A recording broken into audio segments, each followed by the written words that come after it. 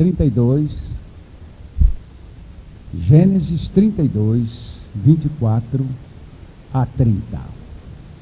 Jacó, porém, ficou só, e lutou com ele um varão até que a alva subia. E vendo que não prevalecia contra ele, tocou a juntura de sua coxa, e se deslocou a juntura da coxa de Jacó, lutando com ele.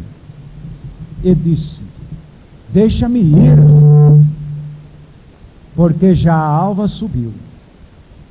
Porém ele disse: não te deixarei ir, se me não abençoares. E disse-lhe: qual é o teu nome? E ele disse: Jacó. Então disse: não se chamará mais o teu nome Jacó, mas Israel, pois como príncipe lutaste com Deus e com os homens prevaleceste. E Jacó lhe perguntou e disse: dá-me, peço-te, a saber o teu nome. E disse: por que perguntas pelo meu nome? E abençoou-o ali. E chamou Jacó o nome daquele lugar Peniel, porque dizia: tenho visto a Deus face a face, e a minha alma foi salva. Agora, Espírito Santo, esta palavra foi aqui colocada por ti, segundo a ordem do Pai, e para a glória do Filho, do Senhor Jesus. Esta palavra faz, esta palavra prevalece, esta palavra prospera.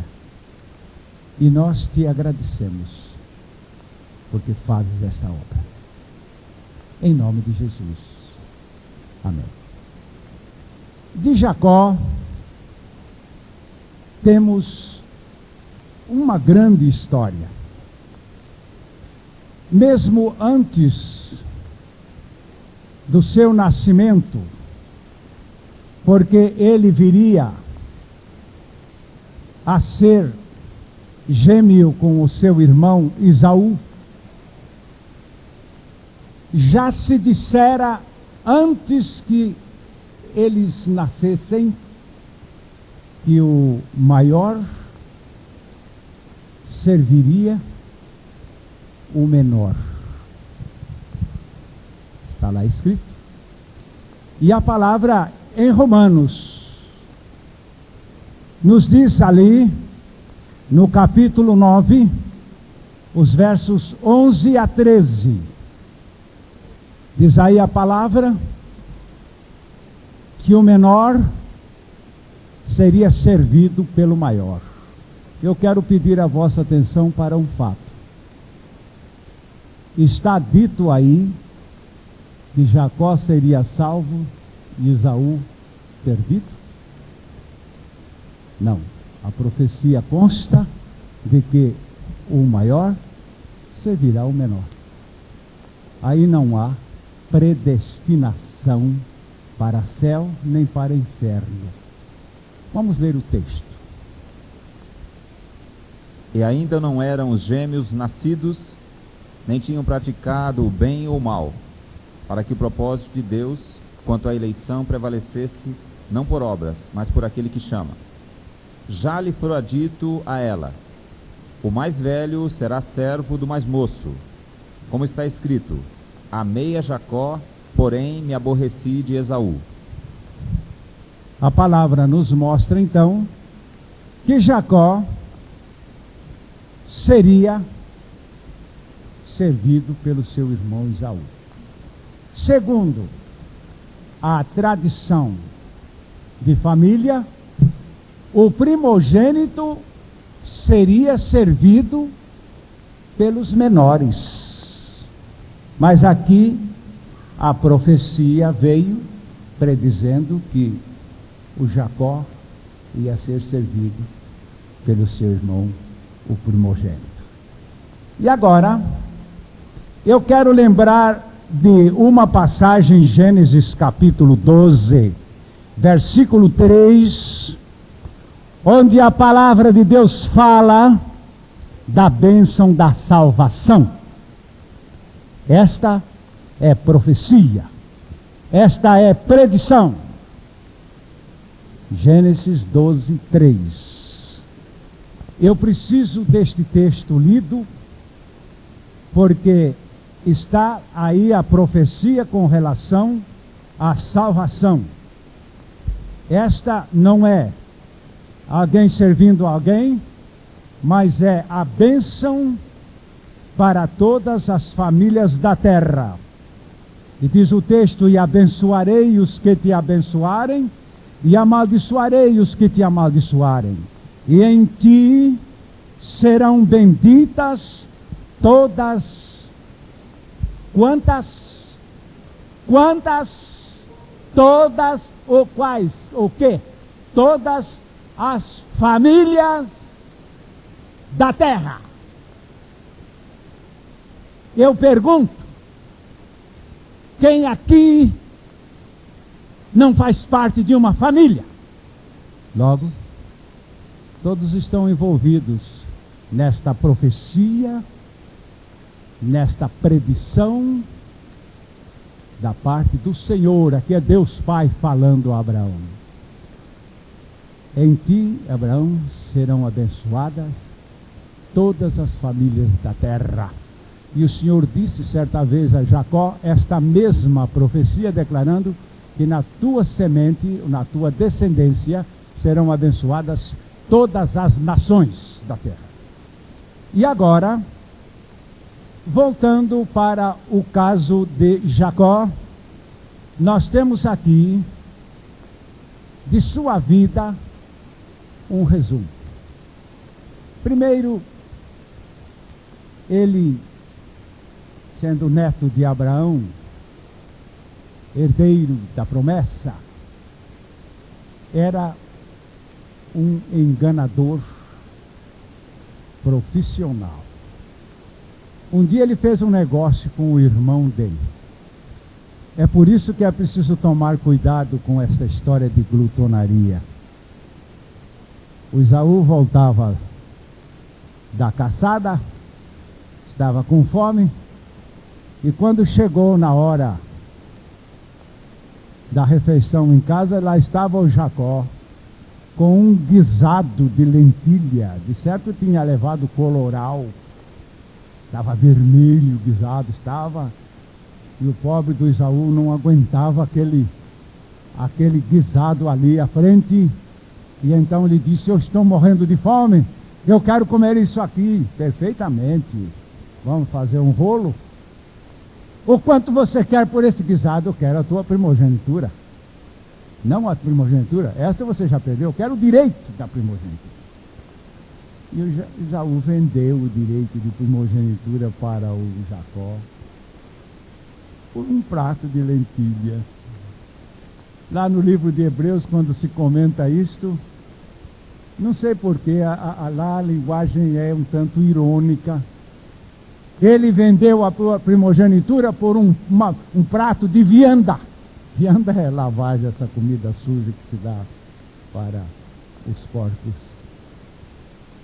Mas o certo é que Jacó fez ali um bom negócio. Depois ele fez outros negócios. Ele teve uma oportunidade em que enganou o seu próprio pai. E aquilo ficou muito triste. Ele fez um guisado e se aproximou do pai, e ele se vestiu de pele de cabra, porque ele tinha que chegar ao pai cego e dizer-lhe: eu sou Esaú, eu não sou Jacó, eu sou Esaú. E enganou o pai assim. E do pai ele recebeu as bênçãos de uma maneira suplantadora, como é o sentido da palavra Jacó, que significa suplantador, enganador, tapeador, astuto, malandro. este homem não pôde mais permanecer na casa paterna e teve que fugir para a terra de origem dos seus avós e foi para Harã e lá tornou-se um sócio de Labão. Não propriamente sócio, mas ele saiu mais rico de lá do que deixou o seu próprio tio. Isso, meus amados, de tanta trapaça. E quando este Jacó vinha de o seu exílio, da terra do seu tio, vinha de novo para o meio da sua família em Canaã, Esaú havia jurado que onde ele encontrasse com Jacó, como diz o brasileiro, não ia nascer mais capim. E o certo é que Jacó carregava consigo uma cisma muito séria. E quando ele chegou perto do território das fazendas do seu irmão, ele vinha com a sua família, com grande riqueza, com muito gado, com muito carneiro, com muito cabrito, com muito jumento e camelo, muito animal, muita coisa, muita riqueza. E agora o Jacó teria de passar pela fazenda do irmão. Então mandou-lhe um recado. E o recado foi este: o teu irmão Jacó vem chegando aí. E o mesmo portador que foi voltou, dizendo: e o teu irmão Esaú vem aí com 400 homens. Pronto, acabou. O homem vem armado. O homem não apagou ainda a jura de que eu serei morto no nosso próximo encontro. Parece que vai mesmo prevalecer. E, meus amados, fazer guerra a essa altura contra um homem armado e com 400 homens armados, ele não tinha condição de jeito nenhum. Ele não estava preparado para uma guerra. Ele nunca prestou para brigar, o Jacó. Eu não sei se você já notou que todo indivíduo trapaceiro não presta para briga. Ele é capaz de fazer um negócio com aquele que quer bater nele, sabe? E ainda ganhar mais uma vez e não apanhar. É sempre assim. E o Jacó então disse: eu não vou dar para saída. Mas acontece que ele olhava para a sua família, para seus filhos, para a sua descendência toda ali, dizendo: isso aqui vai virar nada agora mesmo. O homem vem aí desesperado, isso vai acabar. E para mim isso não é brincadeira. E, meus amados, o Jacó se achou numa angústia. E eu não quero agora historiar nada mais senão o que aconteceu com ele, o que vinha acontecendo com ele a essa altura, porque esse homem ficou desesperado, ficou angustiado, ficou reduzido a uma humilhação, a um extremo, a um beco sem saída. E neste desespero, ele fez uma colocação de tal maneira de sua família, de seus servos, de suas fazendas, de tal maneira que ele ficou só num certo e determinado lugar. E ele desceu a um vale. Ali embaixo passava o rio Jaboque.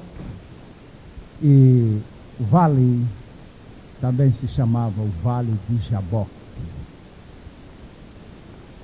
E a palavra Jaboque significa transbordamento. Significa abundância, fartura. E quando Jacó desceu para aquele vale, E ali, com grande angústia, começou a clamar a Deus.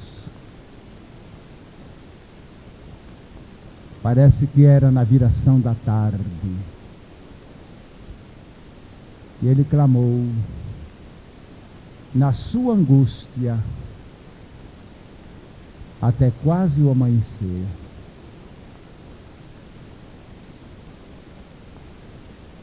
E agora,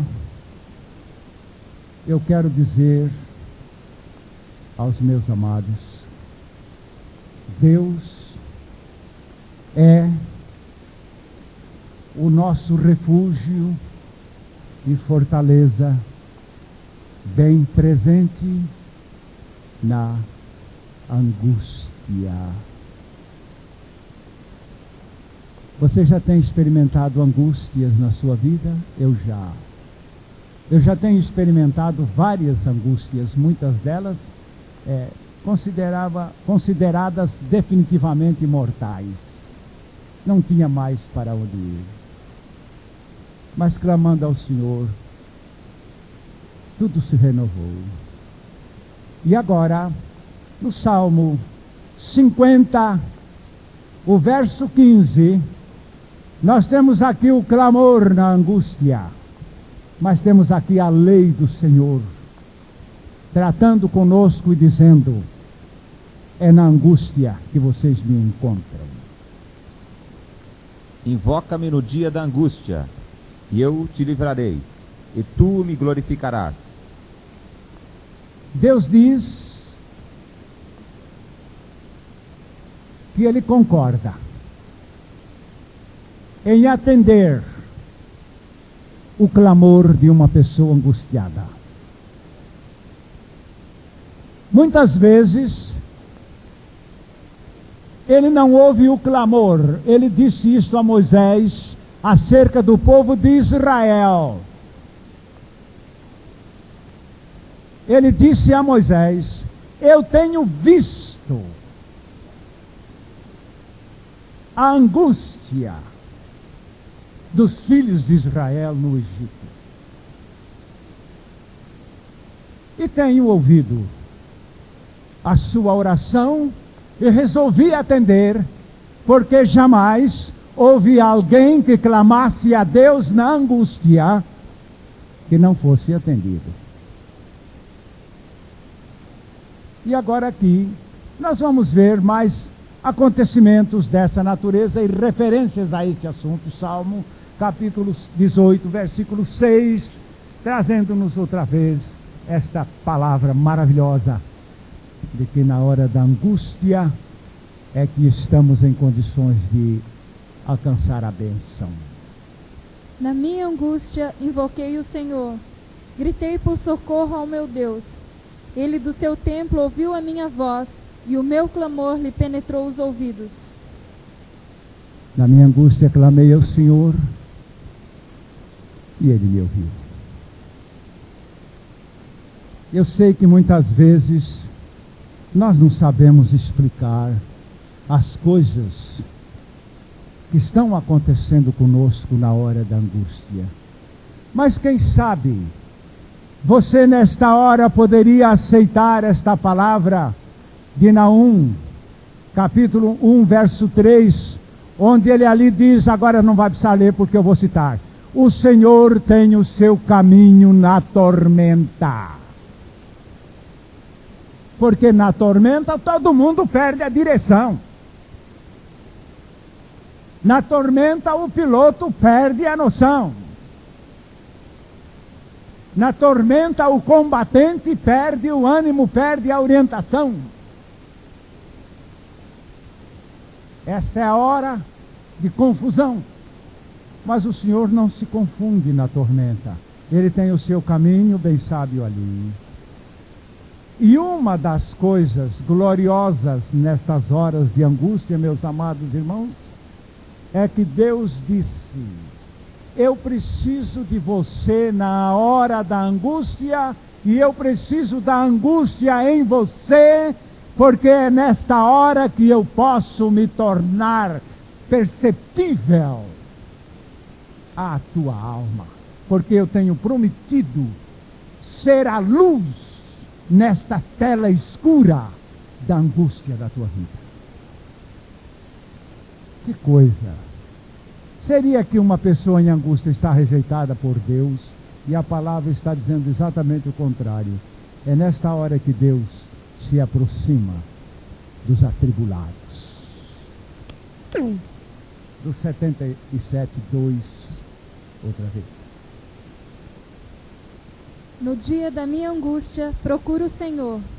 Erguem-se as minhas mãos durante a noite e não se cansam. A minha alma recusa consolar-se. E assim não há consolação senão no Senhor nessas horas de angústia. Muitas vezes uma pessoa angustiada não encontra consolação porque procura se consolar em outros recursos, em outros meios, em outros modos. Mas a angústia é este extremo onde Deus nos tem colocado com a finalidade de ser Ele unicamente o nosso consolo. E não só o consolo, mas socorro, benefício, bênção. No Salmo 106, encontramos aqui no verso 44, que Deus não se faz de rogado quando alguém na angústia lhe clama. Olhou-os, contudo, quando estavam angustiados, e lhes ouviu o clamor. Ele ouviu o clamor. Agora, meus amados, eu não sei até onde pensaremos a esta altura sobre a gravidade das angústias. Mas eu quero chamar a vossa atenção para uma que é realmente a pior. Porque não há coisa mais triste, mais angustiante, mais desesperadora do que você saber que você é uma criatura perversa, que dentro do seu interior está uma víbora que se chama sua natureza, e que com ela você não pode entrar nos céus, e que ela está te levando fatalmente para as profundezas do lago de fogo eterno. Será que isto não lhe angustia? A mim me angustiou. Esta é a convicção do pecado, exatamente quando Deus nos mostra a realidade de um inferno aberto à frente, sem termos para onde fugir. E agora, esta é a angústia do ímpio, é a angústia de todo mundo, é a angústia de toda pessoa que nasce nesta terra, e muitos deixam para sofrê-la na hora da morte física. E aqui então, no capítulo 2 de Romanos, o versículo 9, a palavra nos mostra esta angústia maligna do pecado. Tribulação e angústia virão sobre a alma de qualquer homem que faz o mal, do judeu primeiro e também do grego. É assim que a palavra de Deus está falando de tribulação e angústia para aqueles que fazem o mal. Ninguém irá para o inferno porque Deus manda. Cada um irá para o inferno para colher a sua semeadura. E a palavra está falando aqui, tribulação e angústia para quem faz o mal. Então por que esta tribulação e angústia? Porque praticou o mal. É o pecado, é a natureza perversa. E vale a pena que a convicção do Espírito venha trazer Há muitos corações nesta noite aqui que não estão seguros de sua eternidade, porque estão às portas dela, no seu pecado, na sua natureza perversa, sem nenhuma condição de ser feliz na eternidade, porque vai para o lago de fogo. Esta angústia é a mais profunda e ela é motivo de clamor, meus amados. Agora no Salmo 116, os versos 3 a 5, a palavra de Deus nos mostra que o salmista também se achava preso por esta corda da morte. Eu já estava laçado, eu já estava enlaçado, eu já estava destinado. Laços de morte me cercaram, e angústias do inferno se apoderaram de mim. Caí em tribulação e tristeza. Então invoquei o nome do Senhor. Ó Senhor, livra minha alma. Compassivo e justo é o Senhor. O nosso Deus é misericordioso. E ele encontrou a libertação. Eu gostaria de chamar a vossa atenção para uma série que consiste o Salmo 107. O Salmo 107 tem vários ciclos de pecado, punição, angústia, clamor e libertação. E toda a história deste Salmo 107 mostra-nos que, no primeiro período, famintos, até o verso 5 dizendo, famintos e sedentos a sua alma neles desfalecia. Mas entra o versículo 6, 107, 6. Então, na sua angústia, clamaram ao Senhor, e ele os livrou das suas tribulações. Encontramos aqui, outra vez, este ciclo seguindo, até o ponto de que o povo, tendo desprezado o conselho de Deus e a palavra de Deus, tropeçaram e caíram com trabalhos pesados e não tinham com que se livrar. E entra o versículo 13. Então, na sua angústia, clamaram ao Senhor, e ele os livrou das suas tribulações. E agora, nós temos aqui a palavra de Deus mostrando mais nesse mesmo salmo que eles ficaram doentes. Agora aqui, doença por causa de suas iniquidades, por causa de suas maldades. E então a palavra de Deus nos declara aqui no versículo 19 que eles tiveram que recorrer nesta hora de angústia. Então, na sua angústia, clamaram ao Senhor, e ele os livrou das suas tribulações. E o verso 20 mostrando, foram libertos destas angústias.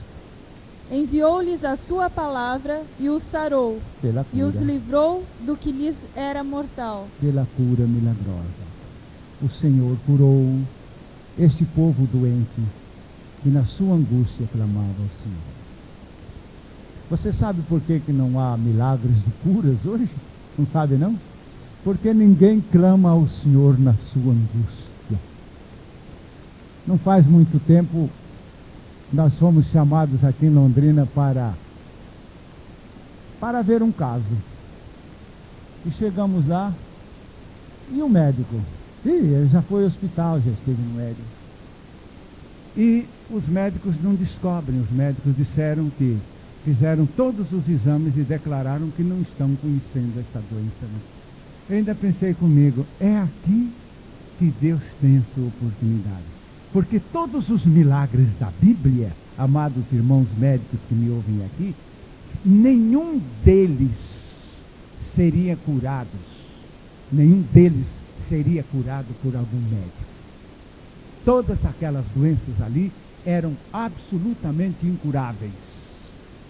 Todos os que recorreram a Jesus naquelas circunstâncias não tinham esperança mais de fonte alguma. Então eu olhei para aquele caso e eu disse, aqui está a oportunidade do Senhor. E nem fiquei apavorado, nem ao mesmo tempo empolgado, mas fomos lá com uma pequena unção em nome do Senhor Jesus.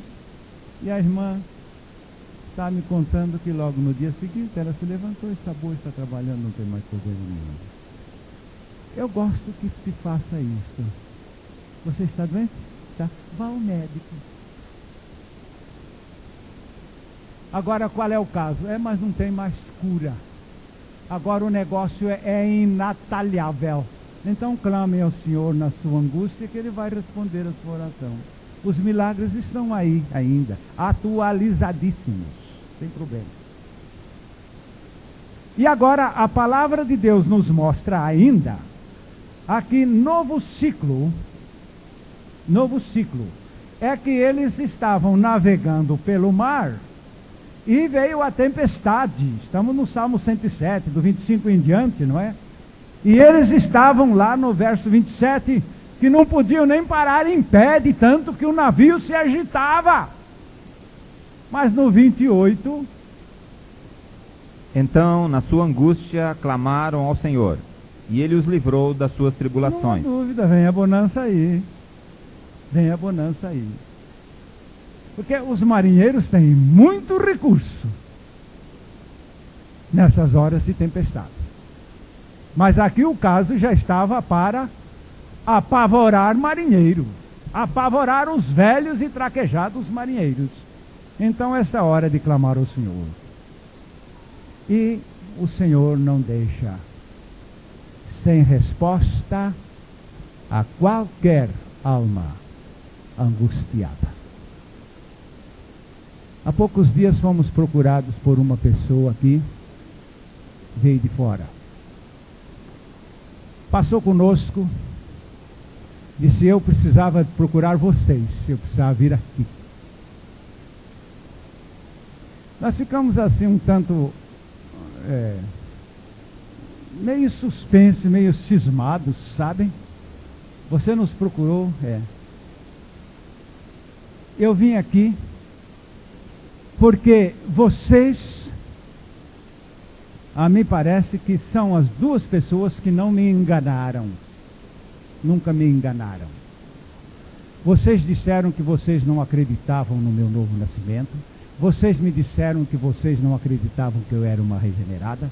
Vocês me disseram que libertação não era isso que eu estava vivendo. E eu fiquei muito zangada com vocês.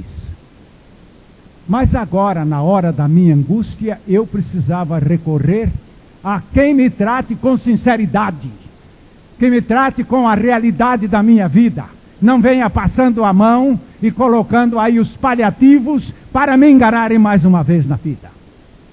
Eu precisava recorrer a vocês, porque sei que agora na minha angústia vocês saberão me ajudar a ir ao Senhor. Exatamente ao Senhor. E ainda hoje recebemos um telefonema, não é? Dizendo, glória a Deus, as coisas estão dando certo. Ele atende mesmo na angústia. Ele é o Deus que ouve a oração de uma alma aflita, de uma alma angustiada. Quando Jesus disse, vinde a mim, todos vós que estáis cansados, mas ainda cansado não dá, e oprimido. A palavra oprimido aqui não dá mais para fazer. Eu sempre me lembro deste quadro, cansado.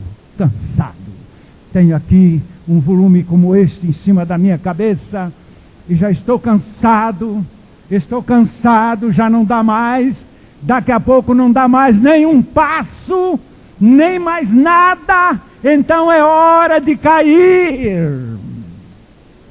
Bem-aventurados aqueles que cansados caem de joelhos, sim, na presença do Senhor. E dali vem a solução. Deu certinho cair nesse lugar. Bendita a hora quando não tive mais forças e na minha opressão, nada mais pude fazer senão cair sobre os meus joelhos e esperar aquele que socorre na hora da angústia.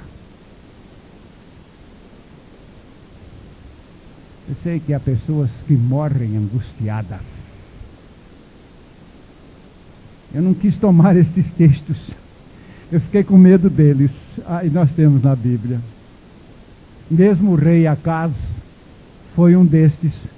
Eu não sei porque eu não quis anotar esses textos. Passei por eles. Fiquei arrepiado. Pois o rei Acaz, passando por angústias tremendas, não se dobrava, não se dobrou, não se dobrou. E a Bíblia fala muito disso. Isso aí é um negócio sério. Eu não sei se isso é ser muito homem, ser muito mulher, ou é ser louco. Não se dobrar nestas horas de angústia. E o nosso Jacó estava angustiado. Ele não foi lá fazer uma oração lá no Val de Jaboque dizendo: Papai do céu, manda uma bencinho aqui para mim. Ele não estava com esta oraçãozinha que mamãe ensinou. Não. Esta ele tinha deixado de lado. Ele estava agora com um clamor do mais profundo da sua alma. E Deus ama a sinceridade no homem. Deus, eu agora estou no meu lugar. Mais abaixo do que isto, Senhor, eu não posso ir. Tem misericórdia de mim. Socorre-me. Socorre-me. A palavra misericórdia, ela é uma palavra latina. Vem de miseri, que significa miserável. Miserável. Um estado miserável. Estado deprimente. Miseri. E córdia é coração ou favor, benefício, cordialidade. Então significa socorro a um miserável. A palavra misericórdia. Tem misericórdia de mim, Senhor. E Deus, nesta hora, não fecha o seu coração. Agora você abra a sua Bíblia e marque em Romanos 11, 32. 11, 32. Porque Deus a todos encerrou na desobediência. Não, senhora, tem mais. A fim de usar de misericórdia para com todos. Para com todos. Esse é o ponto que eu faço questão de chamar a atenção aqui. Que Deus não salva alguns. Aqui a palavra está dizendo que todo mundo está debaixo da desobediência e para com todos a sua misericórdia se estenderá. Há quem não vá se salvar por essa misericórdia. São os corações soberbos, os corações rebeldes, os corações orgulhosos, como esse de Acaz que acabo de citar aqui, que na mais extrema angústia não se dobrou.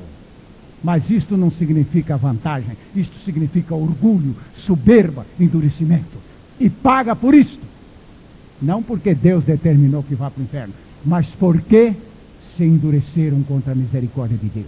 E aqui a palavra diz: Deus encerrou a todos debaixo da desobediência, para com todos usar de misericórdia. Eu não sei se alguém quer interpor aí na passagem, na palavra de Deus, as suas ideias, mas a verdade bíblica é: todos desobedientes e misericórdia a todos, sem acepção de pessoas. Porque Deus não faz acepção de pessoas. Agora, a palavra nos mostra que o Jacó então foi orar, meus amados irmãos, com duas coisas que estavam nele.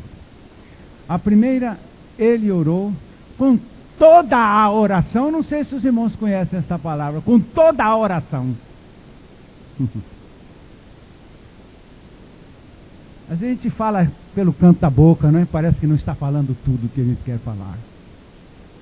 Mas aqui, esse texto está lá em Efésios capítulo 6, verso 18, né? Mas com toda a oração. Com toda a oração. Outra vez? Com toda oração e súplica, orando em todo o tempo no Espírito, para isto vigiando com toda perseverança e súplica por todos os santos. A palavra sincero é com o apicultor. Como é o seu mel? Tem cera ou não tem cera? Não, é mel sem cera. Então é mel sincero. Que cera não se come. É só o mel. Sincero é aquele indivíduo que está reduzido a uma oração total. Deus aqui não tem cera. Deus aqui não vai nenhuma sombra de hipocrisia.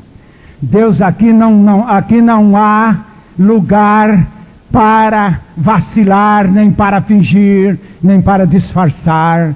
Deus, ó Senhor. Eu estou falando isto aqui, lembrando-me das minhas angústias, quando eu podia compreender perfeitamente que eu fiquei colocado dentro do fundo de um pilão, sem mais margem para sequer pulsar o coração. E agora aqui, esta oração total, sincera. E outra coisa que acontece é a oração persistente na hora da angústia, meus amados. Persistente.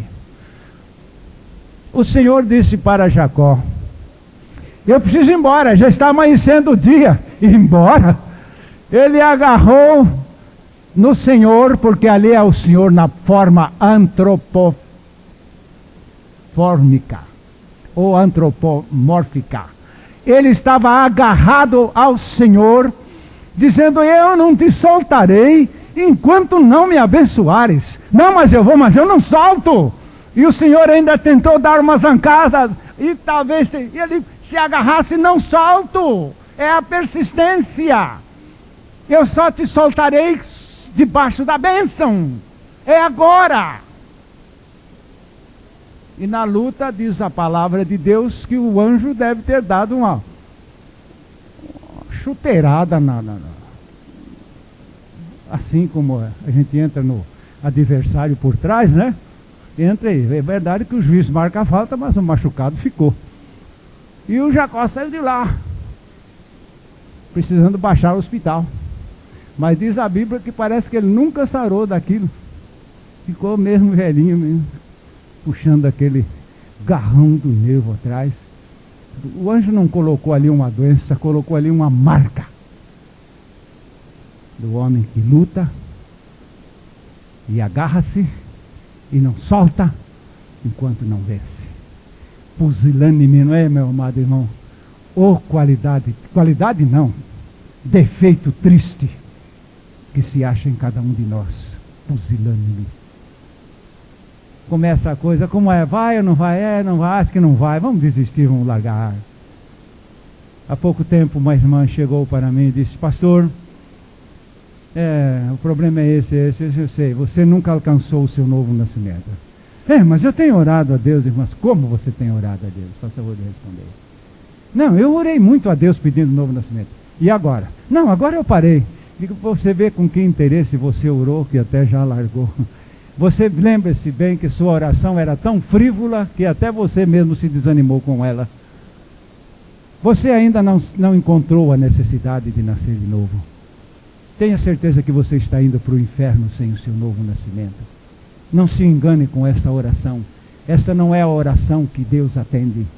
Deus atende a oração total.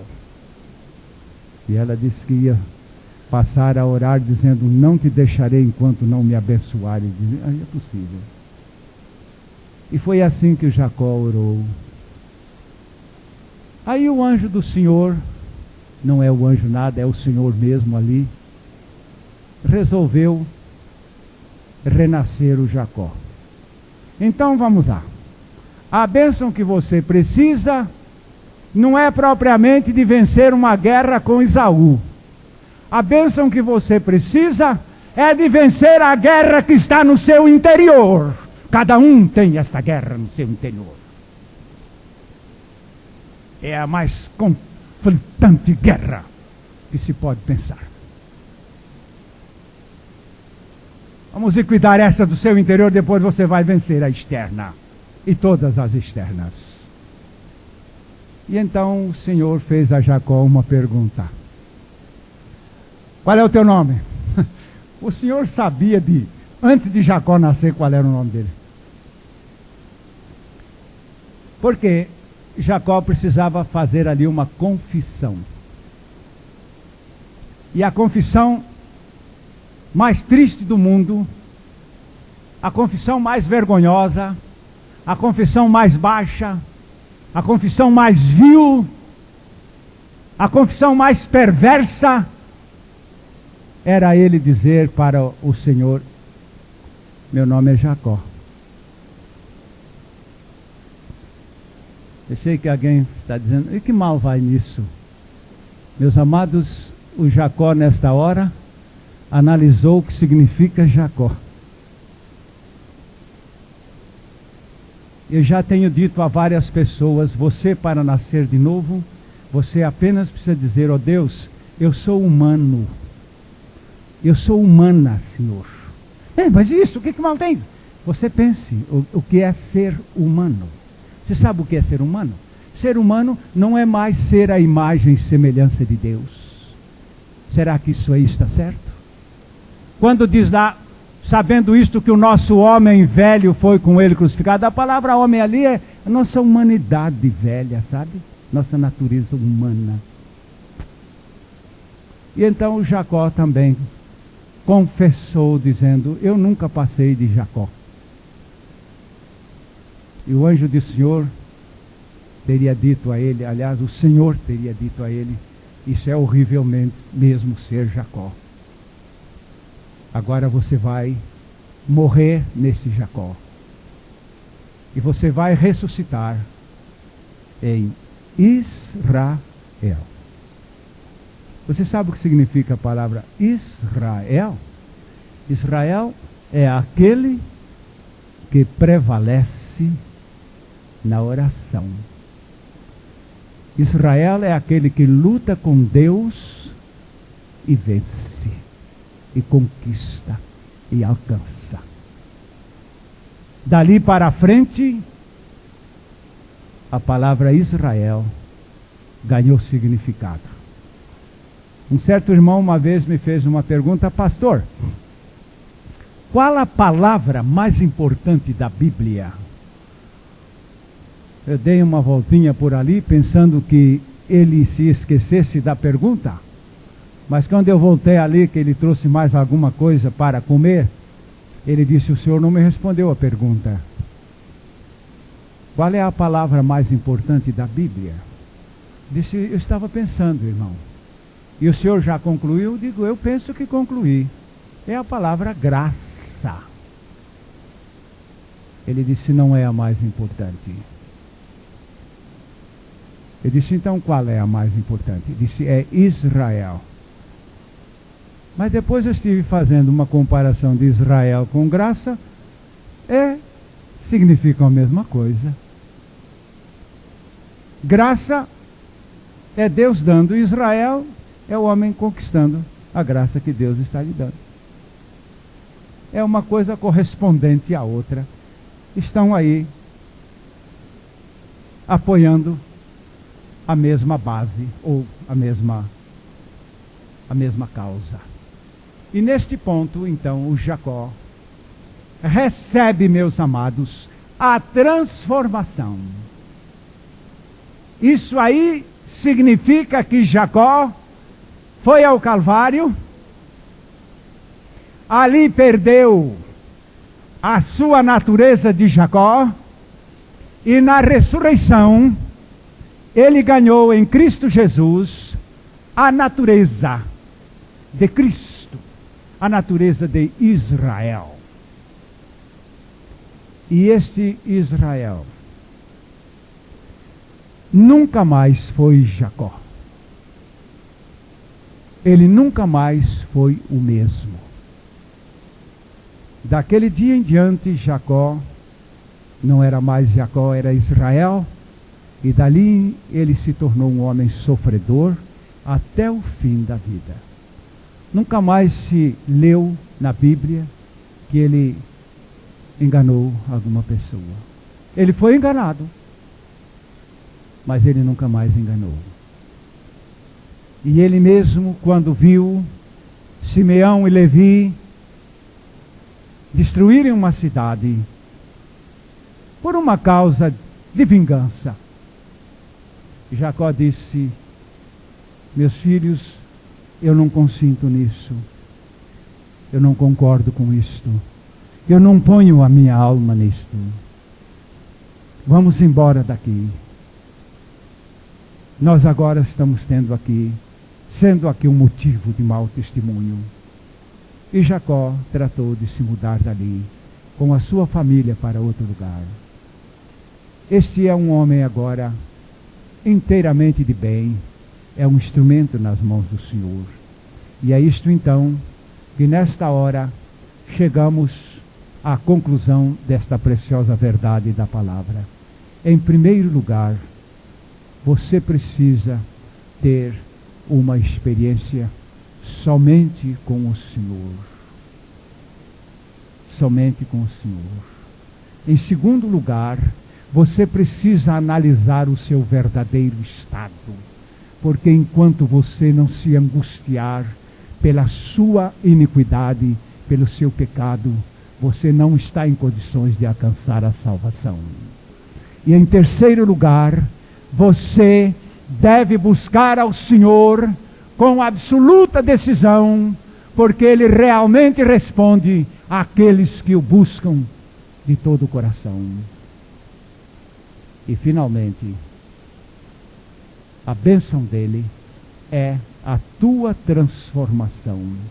É tirar você de uma natureza perversa e colocar em você a natureza divina.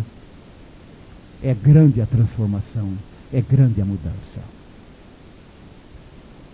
E agora, você vai se entregar ao Senhor nesta hora de oração, dizendo-lhe o seguinte: Senhor, se eu não tenho convicção da minha miséria, da minha maldade, abre os meus olhos para que eu conheça o meu verdadeiro estado. Ele abre. E Senhor, se o meu coração é frívolo, faze-me ver o estado angustiante em que me acho. E venha ao meu encontro e me transforme totalmente, porque eu não te deixarei enquanto não me abençoares.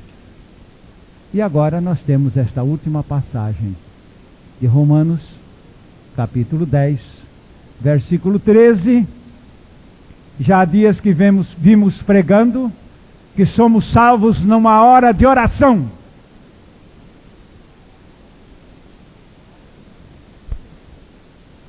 Pois não há distinção entre judeu e grego, uma vez que o mesmo é o Senhor de todos, rico para com todos os que o invocam. E o outro verso? Porque todo o que invocar o nome do Senhor será salvo. Amém. Você notou aqui que somos salvos num ato de oração. Todo aquele que invocar o nome do Senhor será salvo. Não foi só Jacó salvo quando orava, não. O publicano também foi salvo quando orava. Eu fui salvo quando orava. E se você analisar bem, vai descobrir que foi no momento de oração que o Senhor, em resposta, me deu a graça que você tem experimentado. E aqui eu quero terminar lembrando mais uma vez o pastor Florentino do Nascimento Novaes, lá de Vitória da Conquista agora, na Bahia. Ele disse: eu tinha ido para o Rio Grande do Norte, Pernambuco, a procurar um homem para matar. E não o encontrei. E voltando para casa, cheguei a um desastre iminente, a morte iminente, no caminhão que viajava. E quando eu vi isto, eu fiquei horrorizado. Parei esse caminhão, desci e fui lá pela estrada, era um amanhecer do dia, eu estava horrorizado. E naquele momento, ele disse, uma voz ali naquele silêncio da madrugada, falou ao meu coração, dizendo: tu andas procurando matar, mas tu podes morrer. Ele disse que esta palavra o levou a uma angústia tão grande que ele ali caiu ajoelhado, jogou o chapéu no chão e clamou dizendo: oh Deus, tem misericórdia de mim, porque o Senhor está certo e eu sou um grande pecador errado. Tem misericórdia de mim.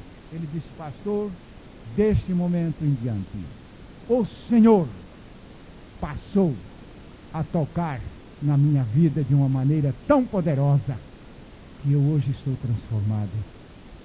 Quando lhe pregamos a morte e ressurreição em Cristo, ele disse: foi lá, em Cristo Jesus que eu morri, e em Cristo Jesus que ressuscitei. Esta minha vida está transformada, porque Ele teve misericórdia de mim. É exatamente assim. Agora, fora da misericórdia, ninguém pode chegar a essa salvação. E o nosso grande Jacó se tornou muito maior quando se tornou Israel. E é ele então o pai desta raça eleita pelo Senhor.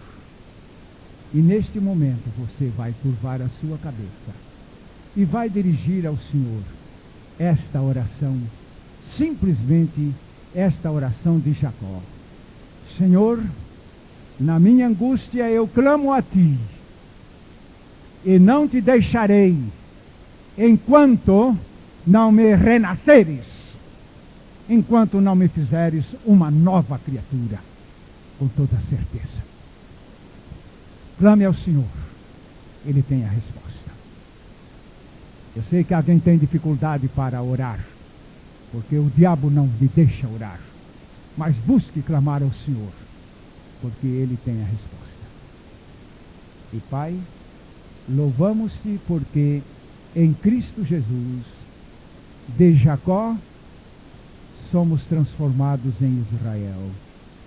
De ímpios somos transformados em santos, porque a Tua misericórdia chega a nós na hora da angústia, de nossa perversidade e de nossa condenação. Graças Te damos pela Tua misericórdia sobre Jacó, sobre nós e sobre as multidões neste mundo. Em nome de Jesus. Amém. Amém. Ele no seu reino sem fim. Deus te conceda esta fé na sua gloriosa palavra.